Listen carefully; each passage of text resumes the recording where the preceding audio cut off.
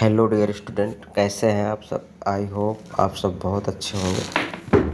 तो आज के इस वीडियो में हम बात करेंगे सीड टेक्नोलॉजी के कुछ इम्पॉर्टेंट क्वेश्चन हैं जिनको हम डिस्कस करेंगे, जो आपके एग्ज़ाम के लिए काफ़ी महत्वपूर्ण साबित हो सकते हैं। और आज भी आप लोगों का एग्ज़ाम था एग्रोनॉमी का, तो आई होप आप बहुत अच्छा हुआ होगा आपका पेपर।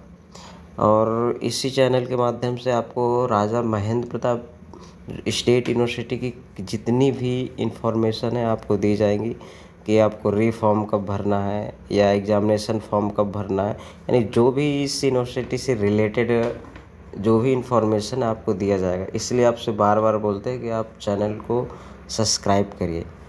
आप लोग सब्सक्राइब करने में इतनी कंजूसी कर रहे हैं कि सब्सक्राइब ही नहीं कर रहे हैं, ना तो शेयर कर रहे हैं।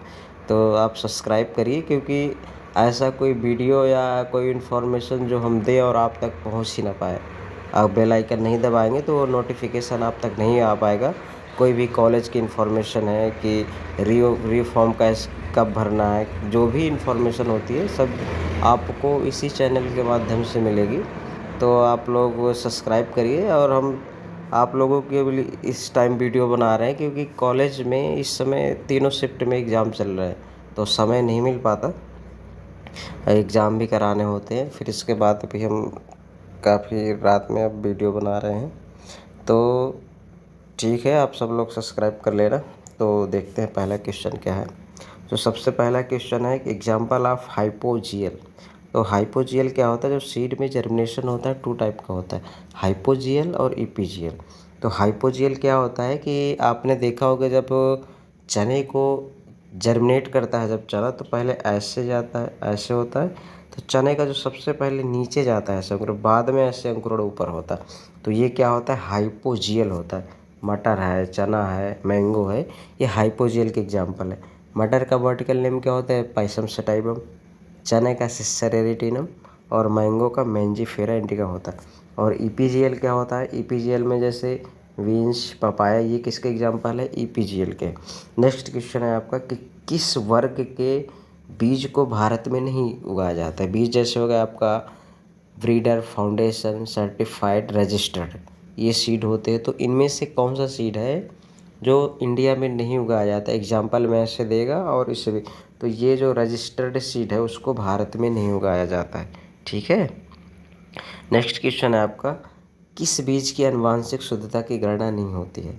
तो एग्जाम्पल में और भी बहुत सारे सीड दिए होंगे और उनके नाम दिया होगा, जैसे ब्रीडर है, फाउंडेशन है, और बाद में ये ट्रूथफुली दिया होगा। तो ट्रूथफुली की आनुवांशिक शुद्धता की गणना नहीं की जा सकती, यानी कि कोई इसकी आनुवांशिक शुद्धता होती नहीं है ना। तो इसमें ऑप्शन में आप क्या सही करेंगे?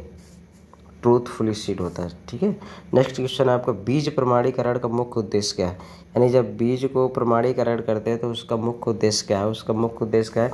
बीज की उच्च गुणवत्ता का नियंत्रण करना। सीड टेक्नोलॉजी का मेन उद्देश्य होता ही क्या है कि सीड टेक्नोलॉजी की उच्च गुणवत्ता का क्या करना? नियंत्रण करना।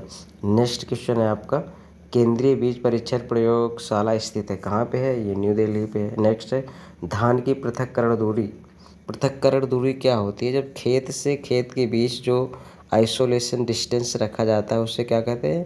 पृथक्करण दूरी या आइसोलेशन डिस्टेंस। ये क्यों किया जाता है? कि खेतों में जैसे कोई खरपतवार वगैरह मिक्स ना हो, या उसकी क्वालिटी को बेटर करने के लिए एक फील्ड से दूसरे फील्ड के बीच में आइसोलेशन डिस्टेंस रखा जाता है। तो धान की क्या पूछ रहा है? आइसोलेशन डिस्टेंस कितनी है? 3 मीटर है। नेक्स्ट क्वेश्चन है प्रमाणित बीज की संतति है, यानी प्रमाणित बीज किसकी संतति है? आधार बीज की। आधार बीज को और क्या कहते हैं? मदर सीड के भी नाम से जाना जाता है। आधार बीज को मदर सीड के भी नाम से जाना जाता है। नेक्स्ट क्वेश्चन आपका मसूर के बीज उत्पादन के लिए बीज दर होता है कितना होता है? 30 से 35। आप इसमें ध्यान देंगे कि जो सीड टेक्नोलॉजी में जो आप सीड रेट रखेंगे और नॉर्मल फसल के अकॉर्डिंग इसमें सीड रेट कम रहता है। क्यों? क्योंकि इसमें से आपको जब बीज उत्पादन कर रहे हैं तो इसमें आपको क्वांटिटी नहीं देखना है, इसमें क्वालिटी इम्पोर्टेंट होती है। इसमें तो ऐसा नहीं है कि आपने सीड लगा रहे हैं तो उसमें से 10 क्विंटल 20 क्विंटल हो, ऐसा कुछ नहीं है। जब आप सीड प्रोडक्शन करते हैं तो भले ही आपका 10 किलो ही क्यों ना हो, लेकिन जितना भी हो एकदम अच्छी क्वालिटी का सीड हो। तो इसमें क्वालिटी मोस्ट इम्पॉर्टेंट रहता है, तो इसलिए इसका सीड रेट कम रखा जाता है, क्योंकि जितने दूर दूर प्लांट रहेंगे उतने ही स्वस्थ रहेंगे। नेक्स्ट क्वेश्चन है आपका, राष्ट्रीय बीज निगम की स्थापना कब हुई? राष्ट्रीय बीज निगम की स्थापना कब हुई? 1963 में हुई। धान में रोगिंग करनी चाहिए। धान में क्या रोगिंग करनी चाहिए? ऑप्शन में आपके दिया होगा पुष्पन से पहले, या पुष्पन की अवस्था में, या परिपक्व अवस्था में, या सभी में।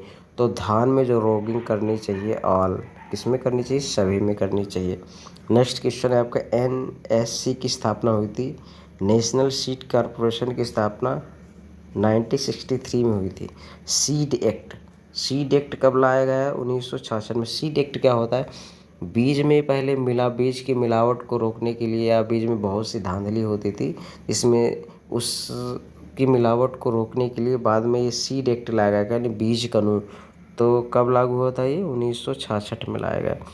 नेक्स्ट क्वेश्चन है आपका, tag colour of truthfully seed का टैग कलर कैसा होता है? ओपल ग्रीन होता है। कैसा होता है? ओपल ग्रीन। नेक्स्ट क्वेश्चन है आपका, कौन सी लाइन नरबंधता को संरक्षित करती है? वो बी लाइन होती है।